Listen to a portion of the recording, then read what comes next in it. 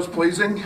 I think you always get a little, as a coach, apprehensive sometimes as you come back from break, and not quite sure where we're at, but we've been very good in practice. And we've gotten 2-a-days, of which one of those has just been individual work and a lot of shooting. And one of the great benefits of Christmas break is no school, and no limit to the number of hours that you can work. So in essence, our guys really take on a professional mentality, and we do have to take a day off, which we'll take tomorrow off, but the 20-hour rule goes by the wayside, so guys can get a ton of shots and watch a lot of film. We spend a ton of time with them, and that was evident. That paid off. Our offensive flow is better. 22 assists I'm excited about. North Carolina A&T is good. I mean, they're a team that took a very good Kent State team to overtime, battled with UTEP on their home court right down to the wire, took Wake Forest last 3 minutes, was tied.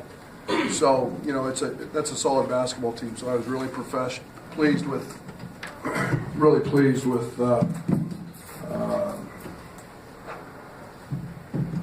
the offensive side of things. 1 turnover and a half, and we lifted each other up today because we made the right plays, and offense is fun when you do that.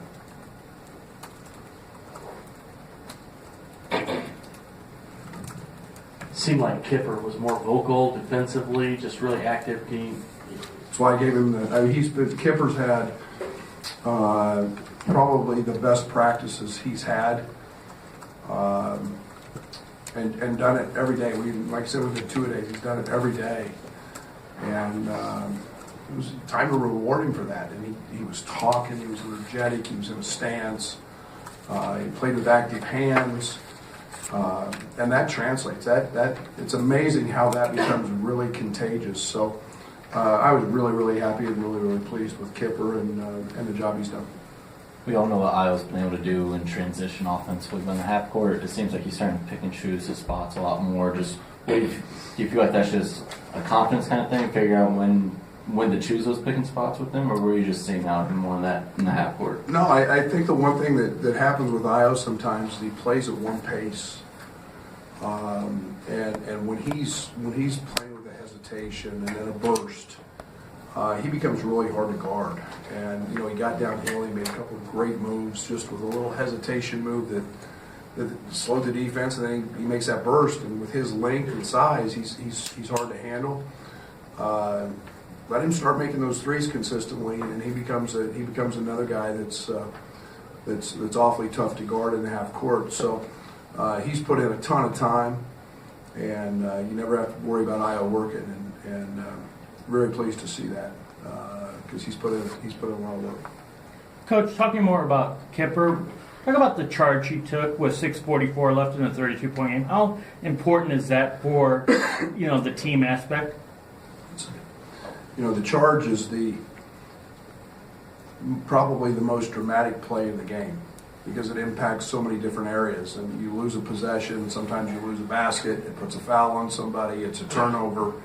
That play impacts a lot. And Kipper's unselfishness, it's an unselfish act, it's an act of sacrifice, and he's a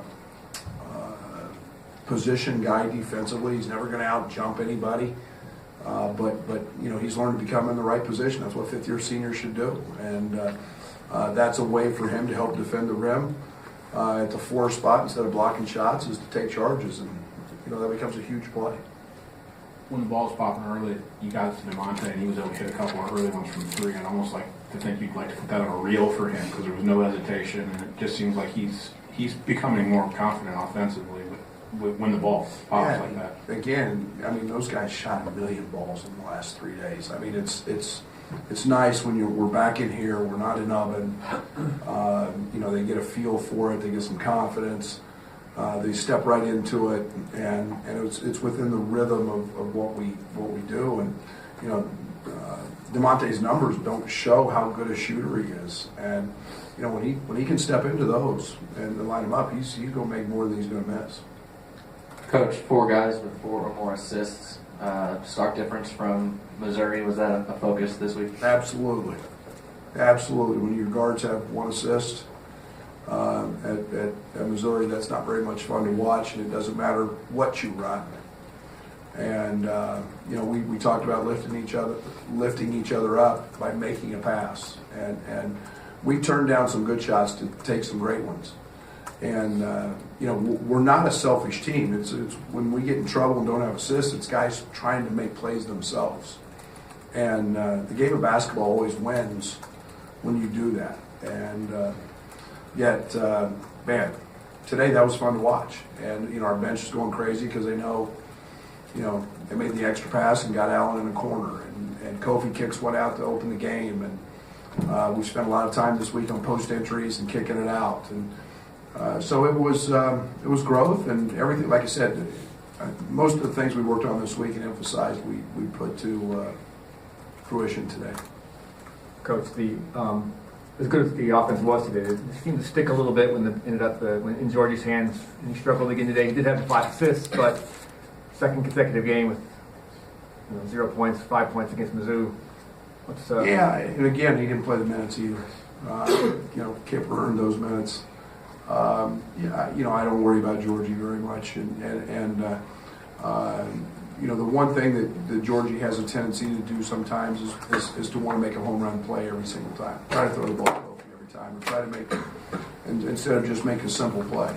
And but you know, he's one of the best passers we have, and you know, we'll get him shots in his areas. But and again, I think the one big challenge we had with North Carolina A&T is they play 5 different defenses, and sometimes you get into Georgie's a really cerebral guy, and on a couple of those he sees, oh, we're in our man stuff and they're in a matchup zone. We need to run this, and we talked about for 2 days, just stay with it, just stay. We can't change, just in mid possession, and so, but yeah, Georgie's going to have some big nights in Big Ten play. Benjamin didn't get in tonight. What's his status? Ben's got a foot injury that we held him out yesterday and today, and so we'll that's a day by day. I don't know what you call it, but some soreness in his foot. So that's where it's at. As you head into Big Ten play, obviously one thing today maybe have been transition defense wasn't great at times. You're going to Michigan State and they will push it, obviously, Really? and a little bit. They're going to run a little bit? Maybe. So is that something you're going to be a focus here going into this? I think in my 33 years, I think that that'll be a pretty big emphasis, knowing Tom's teams and how they run. And you know, there's a great awareness that their consistency in doing that. So, yeah, we'll spend some time on it. It was, and again, we talked about A&T because they're one of the top teams in the country in forcing turnovers, and yet, you know, the kid 21, Jackson, just runs his tail off every single time, and he got some easy baskets because of that. And that's going to be Tillman and Kithier and Brown and all those guys. So we got to clean that up. Brad just stole my question, so I'll ask a bigger picture one. How would you assess these first 2 months? You know, I think it's been positive. I think, you know, we've got to look at the fact that we're still a really young basketball team. I think it's I think we've seen tremendous growth on the defensive side. I think you're talking about 1 or 2 in the country rebounding.